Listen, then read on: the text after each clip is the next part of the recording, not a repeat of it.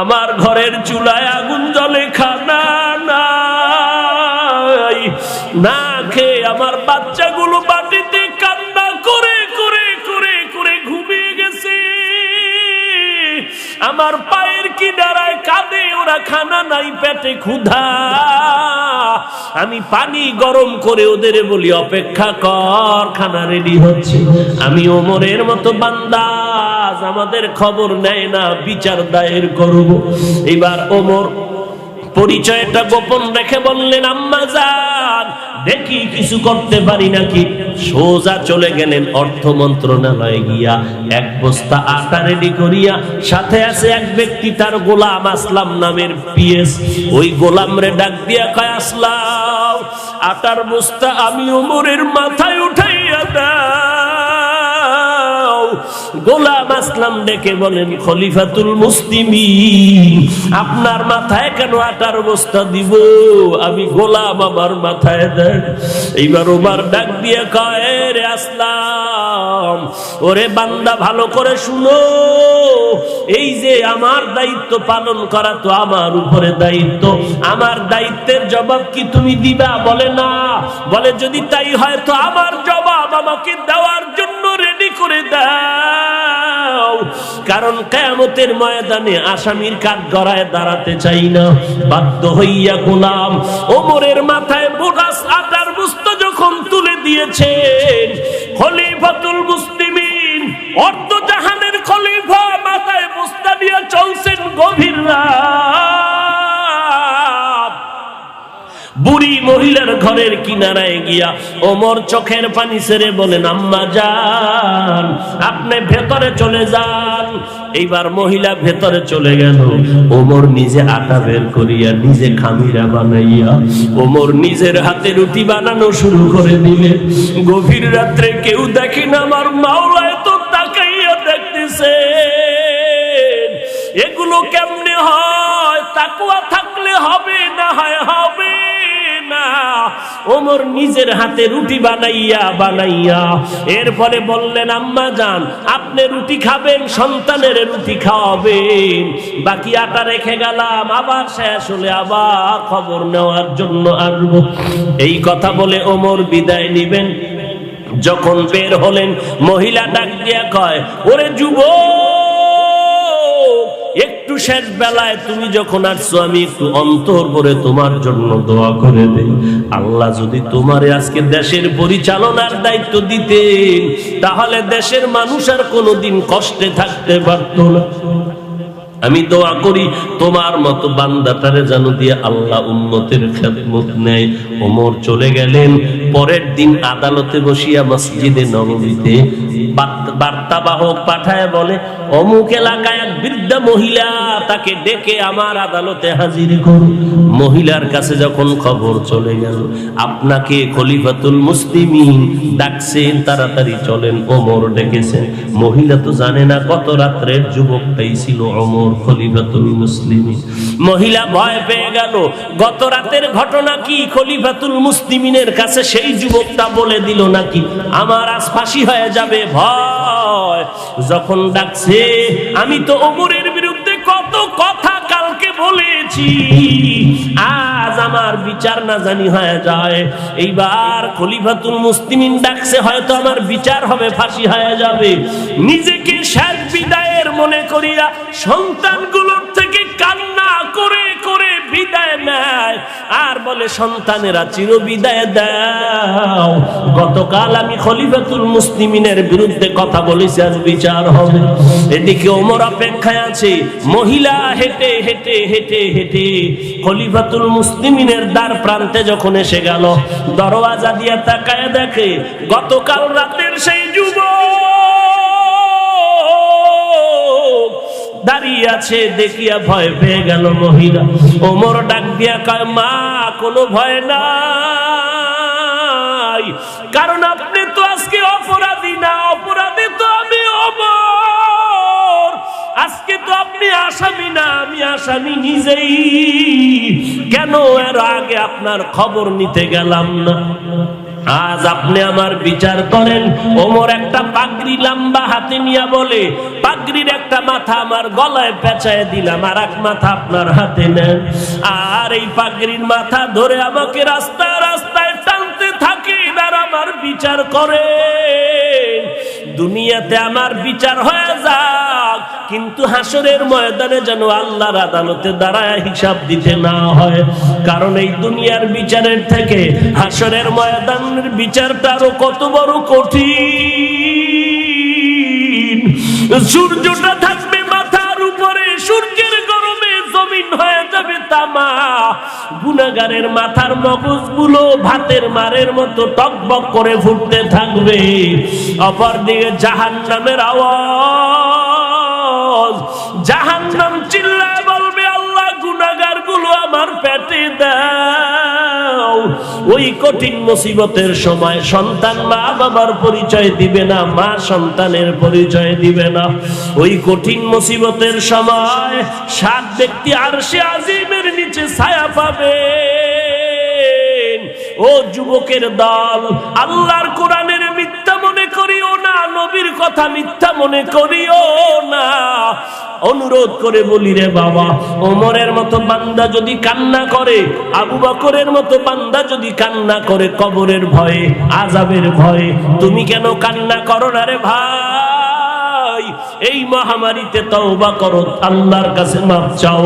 জীবনে কত অন্যায় করেছো কেউ জানে না, আমার আল্লাহ তো জানতেছেন।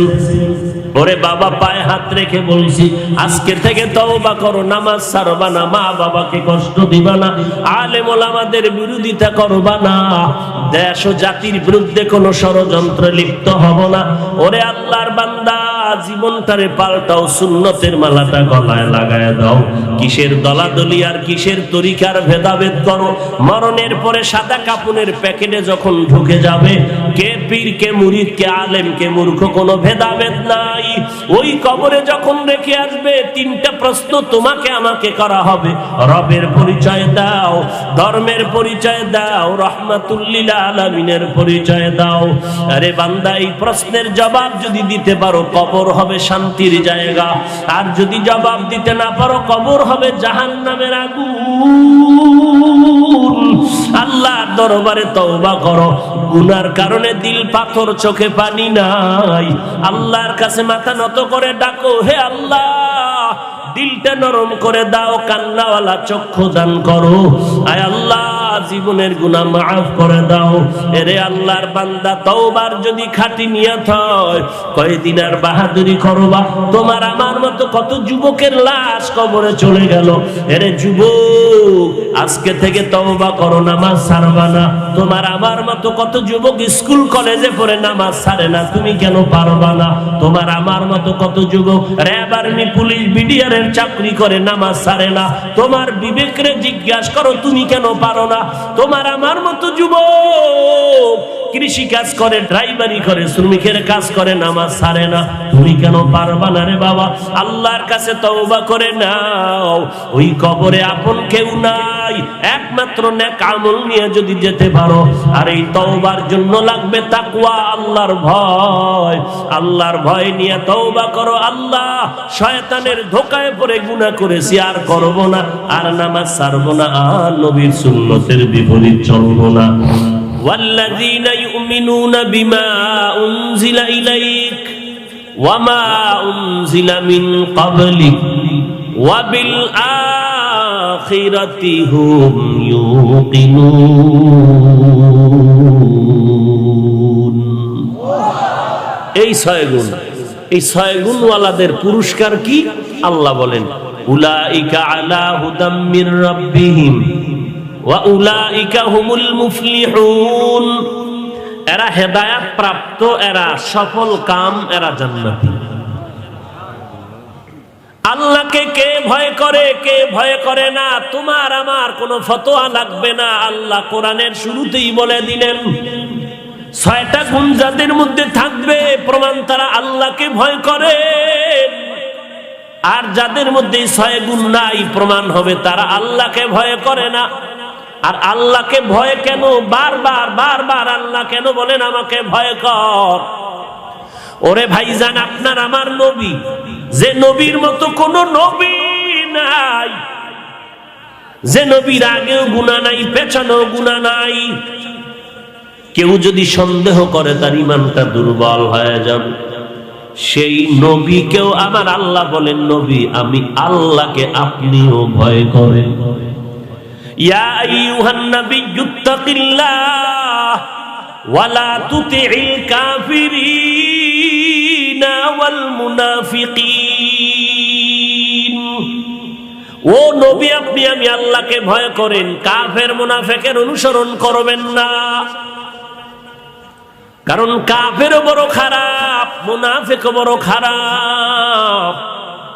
তবে মুনাফিক আরো বেশি কঠোর, আরো বড় কঠিন, মুসলমানের জন্য ভয়ঙ্কর। কারণ কাফেরের দেখলে চিনা যায়, মুনাফিকের দেখলেও চিনা যায় না। এই মুনাফিক বড় দুষ্ট। মুসলমানের কাছে গেলে আমি আপনার সাথে আছি, কোনো টেনশন নাই। আবার ভিতরে ভিতরে কাফেরের সাথে গিয়া তাল মিলায় আমরা তোমাদের সাথে আছি, কোনো টেনশন করবা না। দুষ্ট লোকের মিষ্টি কথা ঘনিয়ে বসে কাছে, কথা দিয়ে কথা নেই, প্রাণে মারে শেষে। এরে নবীরা আশেক, কোরআন শরীফ আল্লাহ অবতীর্ণ করলেন তাকওয়ার বাণী দিয়া, শেষ করলেন তাকওয়া দিয়া। ওয়াত্তাকু ইয়াওমান তুরজাউনা ফীহি ইলাল্লাহ। ভয় করো ওই দিন, যেদিন আল্লাহর কাছে সকলকেই প্রত্যাবর্তন করতে হবে, আল্লাহর আদালতে হাজিরা দিতে হবে। পালানের জায়গা আছে কি? এ জমিনের সবথেকে বড় বাহাদুর বেঈমান নমরুদ পালাতে পারে নাই, ফিরআউন পালাতে পারে নাই, সাদ্দাত পালাতে পারে নাই, কারুন পালাতে পারে নাই। যেই নমরুদ আমার আল্লাহকেই মেরে ফেলার জন্য রেডি হয়ে গেল, সেই এত বড় বেঈমান নমরুদের আমার আল্লাহ ধ্বংস করার জন্য কি পরিমাণ বাহিনী পাঠিয়েছিলেন জানা আসেনি? কি পাঠিয়েছেন? একটা অসুস্থ মশা মাথার গোড়ায় গিয়া একটা ফাঁকে ফাঁকে মিস কল দেয়, মাথা গরম হয়ে যায়। ডাক্তার কবিরাজ হালুয়া পাটির হালুয়া খাইয়াও চান্দি ঠান্ডা হয় না। আল্লাহর কি কুদরত! এমন সান কপাল নমরুদের, জোতার লাগে মোলাকাত হয়েই দেখলো মাথা ঠান্ডা হয়ে গেল।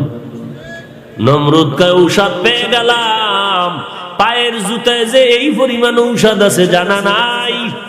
তাড়াতাড়ি জুতা দিয়া মাথায় বাড়ি লাগলেই মাথা ঠান্ডা হয়ে যায়। এই কাম কে করবে? কয় করতেই হবে, টাকা দিয়ে লাগলো, ভাড়া রাখতে হবে কর্মচারী। কর্মচারী রেডি হয়ে গেল, এক ফাঁকে ফাঁকে জুতার বাড়ি দেয়। নমরুদ কয় যত জোরে বাড়ি দিবি বেতন তত বাড়ায় দিবি। কেমন সান কপাল! এটা সবার তো কপালে জুটে না রে বাবা, পায়ের জুতা কপালে লাগে। ফেরাউনের মতো বেঈমান 40 বছর পর্যন্ত কোনোদিন অসুস্থতা হয়নি। আজকে তাকায় দেখরে ফেনীর মুসলমান ওই ফেরাউনের লাশ জমিনেও গ্রহণ করে নাই। ওই লাশটা কই আছে জানোনি? কোথায়? কোটি টাকার মালিক দেখো, অভাব হয় না দূর, গরিবে ঘুমায় আরাম করে মনটা বাহাদুর। ফেরাউনের লাশটা দেখো মিশর জাদু ঘরে, খায় না মাটি পোকা মাছি সবাই ঘৃণা করে। হৃদয় থাকিবে যার নম্রতা সদা, রহমত আসিবে সে তা প্রভুর ওয়াদা। বড়র বড়াই থাকলে দিলে রহমত আসবে না, নিজেকে নিজে ছোট মনে করিও সদা। উঁচু জমিন থেকে পানি নিচু জমিনে যায়, তেমনি খোদার রহমত আসে নম্রতার হৃদয়। ভোগবিলাসের বাড়ি গাড়ি পরে রবে সব, ভোগবিলাসের বাড়ি গাড়ি পরে রবে সব। থাকতে সময় স্মরণ করো আল্লাহ আমার রব, থাকতে সময় স্মরণ করো আল্লাহ আমার রব। কে আমাদের রব? আরো মোহব্বতে বলুন। ইন্নাল্লাযীনা ক্বালু রাব্বুনাল্লাহ ইন্নাল্লাযীনা ক্বালু রাব্বুনাল্লাহু সুম্মা ইসতাকামু ফালা খাউফুন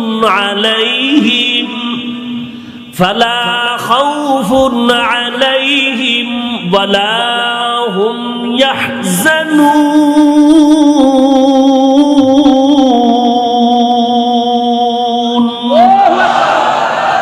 আল্লাহ পাক বলেন, যারা আমাকে রব বলে স্বীকার করে, এই কথার উপরে ইস্তেকামাত মজবুত হয়ে থাকলো, তাদের কোনো ভয় নাই, কোনো পেরেশানি নাই। আমি আল্লাহ, আমি কুদরতি ভাবে তোরে জান্নাতে পৌঁছায় দিব। আয় বেরাদার দূরে বাসা জিয়ারে বদ বদ তর বুয়া দজ মারে বদ তন হাতরা বর যা জানাত ইয়ারে বদ বর জানে ঈমানত জানাত। এরে আল্লাহর বান্দা, সারা দুনিয়াটা খুঁজে দেখো, মুমিন কেন, মুসলমান কেন, কোন বেঈমানের বাড়িতেও তালাশ করে দেখ, ফেরাউন নামে আছে নাকি কোন বান্দা। যদি আজকে ঘোষণা দেওয়া হয় 1 লাখ টাকা দিব প্রত্যেক মাসে, নামটা রাখবি মিস্টার ফেরাউন, ফেনীর মানুষ রাজি হবে না? কোন বেঈমান মুসলমান হবে? তবে বাঙালির হিসাব দেওয়া যাবে না, কারণ 1 লাখ টাকার লোভে পড়তেও পারে। কারণ যেই বাঙালি মসজিদে ঢুকিয়া বলে সুবহানা রাব্বিয়াল আ'লা, আবার বের হইয়া একটা সন্তেশের লোভে দুর্গা পূজায় গিয়া কয় ধর্ম যার যার উৎসব সবার, এই বান্দাটার উপরে মুমিন কোনদিন বিশ্বাস করতে পারে না। हकीकत से तू दुनिया बेखबर है, दुनिया की नुमाइश पर नजर है। नमी गुयम के आज दुनिया जुदा बाश, बहर कारी के बाशी बा खुदा बाश। एरे जुबो পা দুটো যদি আগায় দিতি, পায়ে হাত রেখেও বলিয়া দিলটারে সান্ত্বনা দিতাম, যুবক ভাই ফেরাউনের মতো টাকাওয়ালা তো হতে পারো নাই, বাহাদুরি আর কি করবি রে বাবা। এত টাকা, এত ক্ষমতা, এত পয়সা, তারপরও কোথায় গেল তার জীবন? সমস্ত দুনিয়ার মানুষ ফেরাউনের ঘৃণা করে। ওই রাস্তায় চললে কি হবে তোমার একটু চিন্তা করে নাও। অথচ আম্বিয়ায়ে কেরামের নাম, সাহাবায়ে কেরামের নাম, আউলিয়ায়ে কেরামের নাম নেওয়ার মানুষ এই জমিনে আছে না নাই? সন্তানের নামে তাদের নাম, মাদ্রাসার নাম তাদের নামে নাম, মসজিদের নাম সাহাবায়ে কেরামের নামের উপরে, সন্তানের নাম খাজা মঈনুদ্দিনের নামের উপরে। ভারতের মধ্যে গিয়া তাকায় দেখো, এমন একটা হিন্দু নাই যার দিলের মধ্যে খাজা মঈনুদ্দিনের নামের মোহাব্বত নাই।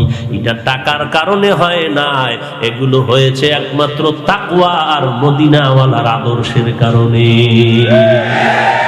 ওগো নবীর উম্মতেরা,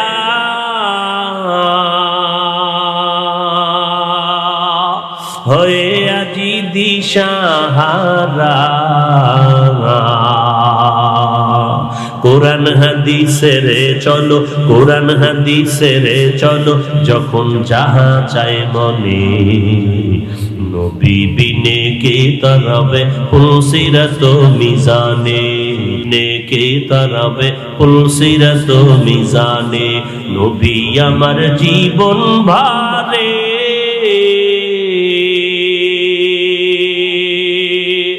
দিনের লাগি কষ্ট করে। দান দান শহীদ করিলেন উহুদেরই ময়দানে। নবী বিনে কে তারাবে ফুলসিরাত মিজানে, নবী বিনে কে তারাবে ফুলসিরাত মিজানে। এমন এতিম নবী আমার পিতা মাতা নাই যে তাহার, তারপরেও কত মারা মারলো তাকে দুশ্মনে। নবী বিনে কে তারাবে পুলসিরাত মিজানে, নবী বিনে কে তারাবে পুলসিরাত মিজানে। নবীর মায়া নাই কি তোমার, কেমনে দুঃখ দাও যে আবার। দরুদ পড়ো স্মরণ করো, দরুদ পড়ো স্মরণ করো প্রথম ঘাটি কাফনে।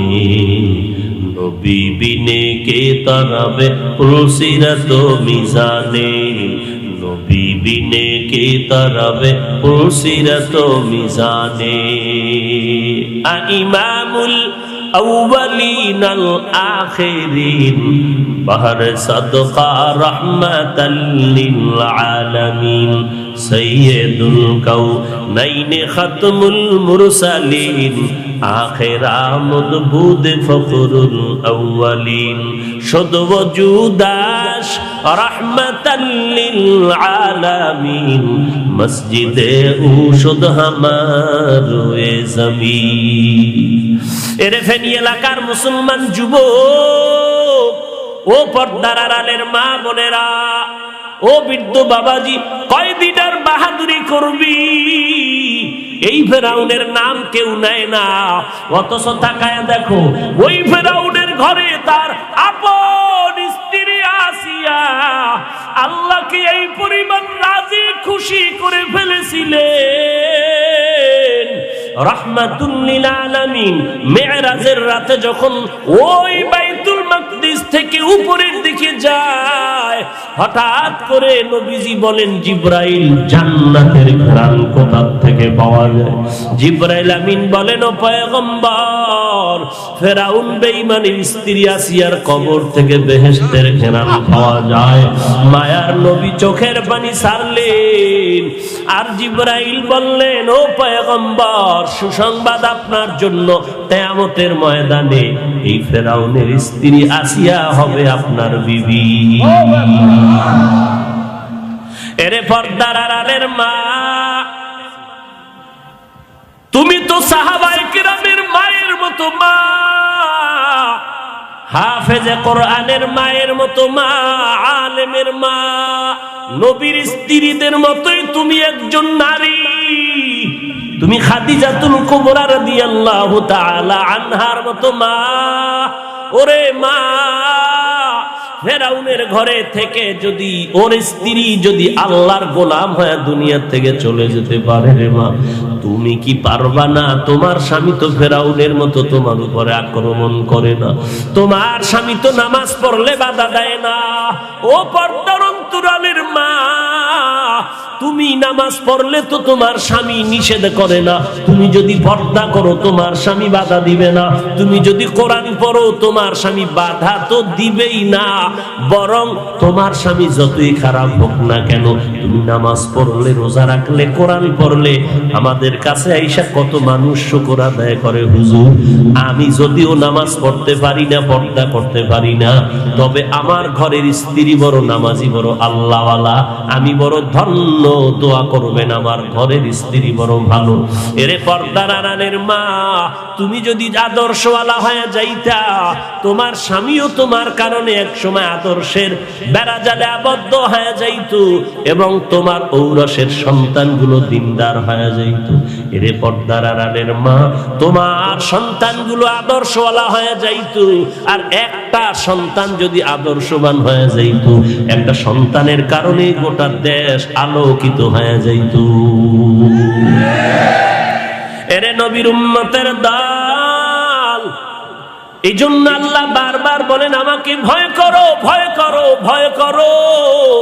কারণ আল্লাহকে ভয় না করলে বান্দা গুনাহ থেকে বাঁচতে পারে না। সন্তান মা বাবাকে ভয় করে, এ কারণে অন্যায় করে না। উস্তাদের ছাত্র ভয় করার কারণে উস্তাদের সামনে অন্যায় করে না। ঠিক বান্দা যদি আল্লাহকে ভয় করত, তাহলে কখনো গলায় ছুরি লাগলেও আল্লাহর সামনে গুনাহ করতে পারতো না। আল্লাহর ভয় তাকওয়া যতক্ষণে আসবে না ততক্ষণ মানুষ গুনাহ থেকে বাঁচতে পারবে না। আর তাকওয়া ততদিন পর্যন্ত অন্তরে আসবে না যতক্ষণ পর্যন্ত উম্মতেরা তাকওয়াওয়ালা মুরব্বির সুহবতে যাবে না। আল্লাহর ভয় তাকওয়া বড় দামি একটি সম্পদ। ইন্না আকরামাকুম ইনদাল্লাহি আতকাকুম, আল্লাহর কাছে দামি ওই ব্যক্তি যার মধ্যে থাকবে আল্লাহর ভয়। এরে নবীর উম্মতের দল, সাহাবায়ে কেরামের মধ্যে তাকওয়া, তাদের সাথে তোমার আমলটারে মিলাতে হবে। তুমি চূড়ান্ত তাকওয়া অর্জন করতে কি পরিমাণ পেরেছো, তোমার ঈমানটা কি পরিমাণ ভালো, এটা যদি মাপ দিতে চাও, তোমার ঈমান আমল মাপ দেওয়ার একমাত্র স্কিল হলো সাহাবায়ে কেরাম। আমিনু কামা আমানান নাস, ওই সাহাবায়ে কেরামের মতো ঈমানটারে মজবুত করে নাও। তোমার তাকওয়াটা তাদের তাকওয়ার সাথে মাপ দিয়া দেখো সাহাবায়ে কেরামের কেমন ভয়। 10 জন সাহাবা দুনিয়াতেই তো জান্নাতের সুসংবাদ পেয়েছেন। এই 10 জনের ভেতরে 1 নম্বরে আবু বকর, 2 নম্বরে হযরতে ওমর, 3 নম্বর হযরতে উসমান, 4 হযরতে আলী রাদিয়াল্লাহু আনহুম আজমাইন। এদের ইতিহাস পড়িয়া দেখো, জান্নাতের গ্যারান্টি পাইয়া তারা মরণ পর্যন্ত শুধু কান্নার আওয়াজ, নামাজে দাঁড়ায় কান্না করে, তাহাজ্জুদে কান্নার আওয়াজ, ইশরাকে কান্নার আওয়াজ, এমন কান্না এমন কান্না। ওরে বান্দা, আজকে তুমি কান্না তো করোই না, যারা মাঝে মাঝে কান্না করে তাদেরকেও তুমি দেখতে পারো না। উল্টা প্রশ্ন করো, ওয়াজের মধ্যে কেন চিল্লায় আর কান্না করে? ওরে বান্দা, তুমি কেন প্রশ্ন করবা? বরং তোমাকে তো প্রশ্ন করা দরকার ছিল। ওয়াজের মধ্যে অন্যরা কাঁদে, কপাল পোড়া, তুমি কেন কাঁদো না? তুমি কেন কান্নাওয়ালাকে প্রশ্ন করেছো? প্রশ্ন তো তোমাকে করা দরকার, তুমি কেন কাঁদো না রে কপাল পোড়া? আল্লাহ বলেন কাঁদো, ফালিয়াজহাকু কালিলা ওয়ালিয়াবকু কাসীরা, বেশি বেশি কাঁদো, কম হাসো। মদিনার নবী বলেন 1 ফোঁটা চোখের পানি জাহান্নাম হারাম করে দিবে। আজকে কাঁদলি না, বুঝবি এক সময় কান্না কত প্রয়োজন, 1 ফোঁটা চোখের পানির কত দাম। জীবনে এক সময় বুঝে আসবে, তখন আর কোনো কাজ হবে না রে বাবা। সাহাবায়ে কেরাম জান্নাতের টিকিট পাইয়াও এরপরও কাঁদেন কেন? আল্লাহর ভয়। আবু বকর নামাজে দাঁড়ায় কান্না করেন, ওমরে ফারুক রাদিয়াল্লাহু তাআলা আনহু কান্না করে করে জীবনটারে শেষ করে দিলে। এই ওমর রাস্তা দিয়া চললে শয়তান, ওই রাস্তায় চলতে বড় ভয়। সেই ওমর আল্লাহর এত প্রিয় বান্দা হয়ে গেলেন, অর্ধ জাহানের খলিফা। দিনের বেলা মানুষের বিচার করে, রাতের বেলা এলাকায় ঘুরে ঘুরে মানুষের জনগণের খবর নেয়। হযরত ওমর ঘুরতেছেন, এক সময় গিয়া দেখেন জঙ্গলের পাশে একটা ছোট্ট কুঁড়ে ঘরের মধ্যে আগুনের আওয়াজ দেখা যায়, আগুনের আলো দেখা যায়। হযরত ওমর কিনারায় গিয়া দূরত্ব বজায় রেখে একটু দাঁড়াইলেন, তাকায় দেখতেছেন এক বৃদ্ধা বুড়ি মহিলা পাত্রের মধ্যে পানি গরম করে, আর পার্শ্বে বাচ্চাগুলো ঘুমিয়ে আছে। হযরত ওমর অপরিচিত অবস্থায় সালাম দিয়ে বলেন, আম্মা জান, এই গভীর রাতে জঙ্গলের মধ্যে আগুন জ্বালায় কি করেন? আম্মা জান বললেন, কে যুবক তুমি? বলে, আমি একজন আগন্তুক মুসাফির। কি চাও? বলে, আমি ঘুরে ঘুরে দেখি কারো কোনো সমস্যা আছে কিনা, উপকার করতে পারে কিনা। আল্লাহর বান্দি বুড়ি মহিলা ডাক দিয়ে কয়, ও যুবক, তুমি আর কি উপকার করবা? আমার একটু মনের দাবি শুনে নাও। আমগো দেশে নাকি ওমর নামের ব্যক্তি দেশ পরিচালনা করে। শুনে নাও রে যুবক, আমি এই ওমরের বিরুদ্ধে আল্লাহর দরবারে মামলা দায়ের করব। কারণটা কি? আজ তাকায় দেখো, আমার ঘরের চুলায় আগুন জ্বলে, খানা নাই, না খেয়ে আমার বাচ্চাগুলো বাটিতে কান্না করে করে করে করে ঘুমিয়ে গেছে। আমার পায়ের কিনারায় কাঁদে, ওরা খানা নাই, পেটে ক্ষুধা। আমি পানি গরম করে ওদের বলি অপেক্ষা কর, খানা রেডি হচ্ছে। আমি ওমরের মতো বান্দা, আমাদের খবর নেয় না, বিচার দায়ের করব। এবার ওমর পরিচয়টা গোপন রেখে বললেন, আম্মা জান দেখি কিছু করতে পারি নাকি। সোজা চলে গেলেন অর্থ মন্ত্রণালয়ে গিয়া এক বস্তা আটা রেডি করিয়া, সাথে আছে এক ব্যক্তি তার গোলাম আসলাম নামের পিএস। ওই গোলাম রে ডাক দিয়া কয়, আসলাম আটার বস্তা আমি ওমরের মাথায় উঠাইয়া দাও। গোলাম আসলাম ডেকে বলেন, খলিফাতুল মুসলিমিন আপনার মাথায় কেন আটার বস্তা দিব? আমি গোলাম, আমার মাথায় দেন।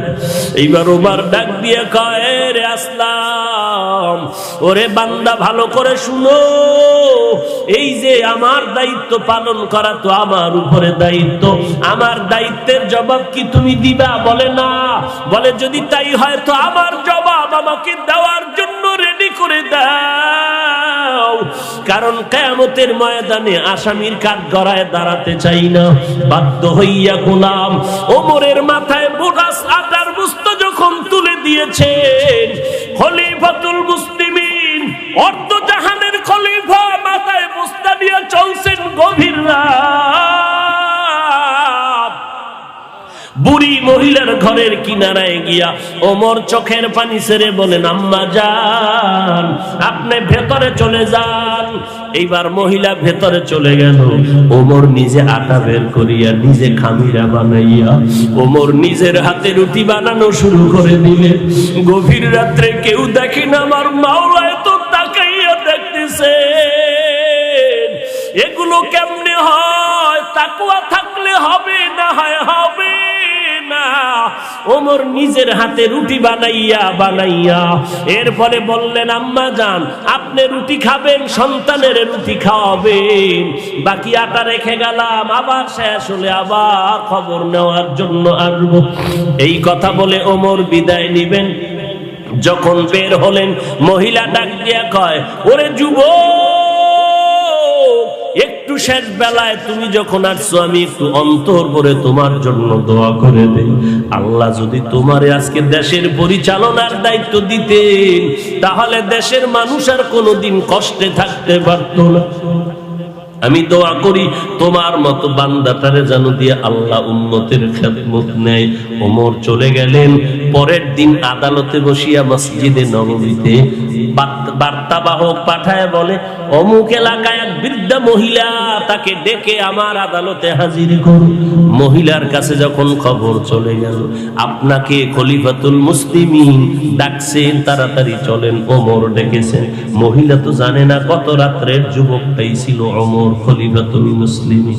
মহিলা ভয় পেয়ে গেল, গত রাতের ঘটনা কি খলিফাতুল মুসলিমিনের কাছে সেই যুবকটা বলে দিল নাকি আমার আজ ফাঁসি হয়ে যাবে। ভয় যখন ডাকছে, আমি তো ওমরের বিরুদ্ধে কত কথা কালকে বলেছি, আজ আমার বিচার না জানি হয়ে যায়। এইবার খলিফাতুল মুসলিমিন ডাকছে, হয়তো আমার বিচার হবে, ফাঁসি হয়ে যাবে। নিজেকে শেষ বিদায়ের মনে করিয়া সন্তানগুলোর থেকে কান্না করে করে বিদায় নেয়, আর বলে সন্তানেরা চির বিদায় দাও, গতকাল আমি খলিফাতুল মুসলিমিনের বিরুদ্ধে কথা বলেছি, আজ বিচার হবে। এদিকে ওমর অপেক্ষায় আছে। মহিলা হেঁটে হেঁটে হেঁটে হেঁটে খলিফাতুল মুসলিমিনের দ্বার প্রান্তে যখন এসে গেল, দরওয়াজা দিয়ে তাকায় দেখে গতকাল রাতের সেই যুবক দাঁড়িয়ে আছে। দেখিয়া ভয় পেয়ে গেল মহিলা। ওমর ডাক দিয়া কয়, মা কোনো ভয় নাই, কারণ আপনি তো আজকে অপরাধী না, অপরাধী তো আমি ওমর। আজকে তো আপনি আসামি না, আমি আসামি নিজেই। কেন এর আগে আপনার খবর নিতে গেলাম না? আজ আপনি আমার বিচার করেন। ওমর একটা পাগড়ি লম্বা হাতে নিয়ে বলে, পাগড়ির একটা মাথা আমার গলায় পেঁচায় দিলাম, আর এক মাথা আপনার হাতে নেন, আর এই পাগড়ির মাথা ধরে আমাকে রাস্তায় রাস্তায় টানতে থাকেন, আর আমার বিচার করেন। দুনিয়াতে আমার বিচার হয়ে যাক, কিন্তু হাসরের ময়দানে যেন আল্লাহর আদালতে দাঁড়ায় হিসাব দিতে না হয়। কারণ এই দুনিয়ার বিচারের থেকে হাসরের ময়দানের বিচারটা আরো কত বড় কঠিন। সূর্যটা থাকবে মাথার উপরে, সূর্যের গরমে জমিন হয়ে যাবে তামা। গুনাহগারের মাথার মগজগুলো ভাতের মারের মতো টকবক করে ফুটতে থাকবে। অপরদিকে জাহান্নামের আওয়াজ, জাহান্নাম চিল্লায় বলবে, আল্লাহ গুনাহগার গুলো আমার পেটে দাও। ওই কঠিন মুসিবতের সময় সন্তান মা বাবার পরিচয় দিবে না, মা সন্তানের পরিচয় দিবে না। ওই কঠিন মুসিবতের সময় 7 ব্যক্তি আরশে আজিমের নিচে ছায়া পাবে। ও যুবকের দল, আল্লাহর কোরআনের মিথ্যা মনে করিও না, নবীর কথা মিথ্যা মনে করিও না।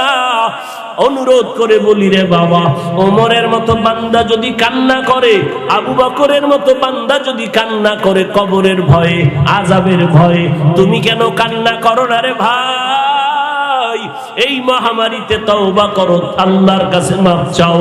জীবনে কত অন্যায় করেছো কেউ জানে না, আমার আল্লাহ তো জানতেছেন।